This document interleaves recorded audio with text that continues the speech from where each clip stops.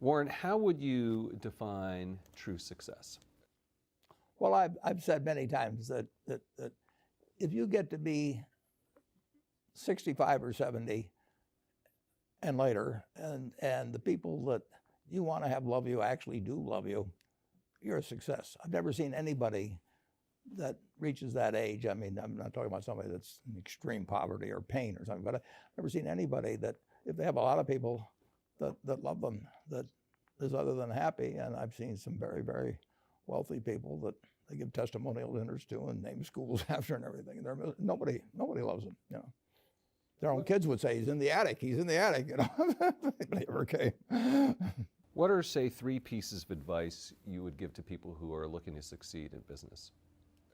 Well, by far the best investment you can make is in yourself. I mean, for example, communication skills. I tell the students that come that they're going to graduate schools and business, and they're learning all these complicated formulas and all that. If they just learn to communicate better, and both in writing and in person, they increase their value at least 50%. And, I mean, if you can't communicate, somebody says, you know, it's like winking at a girl in the dark. Nothing happens, you know, basically. And you have to be able to get forth your ideas, and that's relatively easy. I did it myself with the Dale Carnegie course. Some people wish I'd taken a shorter course now in terms of my talking later on, but it's just hugely important. And if you invest in yourself, nobody can take it away from you. I mean, the second thing, which I'll get a certain criticism for not living it, but I do tell those students, you know, that if I gave you a car and it'd be the only car you get in the rest of your life, you'd take care of it like you can't believe. Any scratch, you'd fix that moment. You'd read the owner's manual. You'd keep a garage and do all these things. And you get exactly one mind and one body in this world. And you can't start taking care of it when you're 50. By that time, you'll have rusted out if you haven't done anything. So you should really make sure that you just remember that you just got one mind and body to get through life with and to do the most with it. What about life advice? Well, life advice is, you know, the most important thing, aside from the things I've talked about already, is really who you associate with. You want to associate with people that are better than you are. I mean, basically, you'll go in the direction of the people that you associate with, and you want to have the right heroes.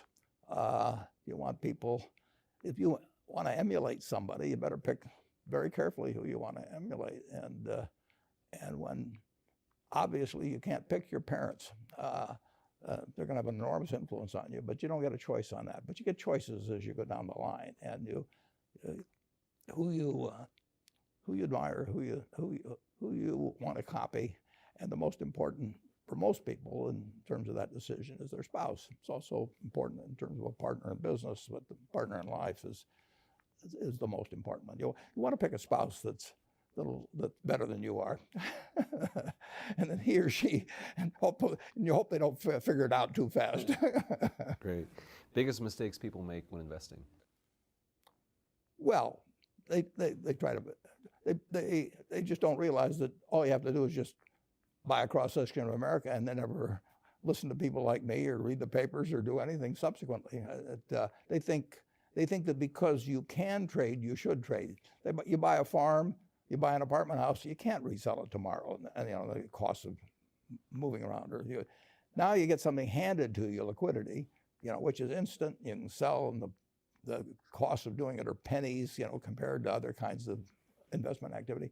So because they can so easily move around, they do move around, and moving around is not smarter than investing. You have a pretty cool morning routine regarding what you have for breakfast and how prosperous you feel. What is that?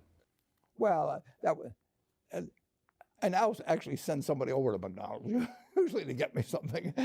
Since the publicity I got from earlier describing my habits at McDonald's, I now have somebody go in the office, but that was more for entertainment value. I eat exactly what I like to eat. If I liked it on my 6th birthday, at my 6th birthday party when we had hot dogs and hamburgers and Coke and ice cream with chocolate, I still like it. And I don't care about anything subsequently. I discovered it all by the time I was 6.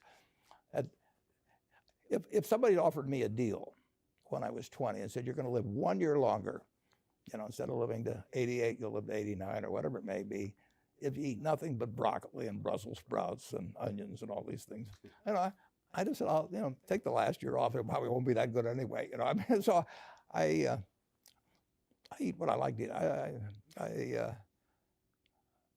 I'm not venturesome in that area.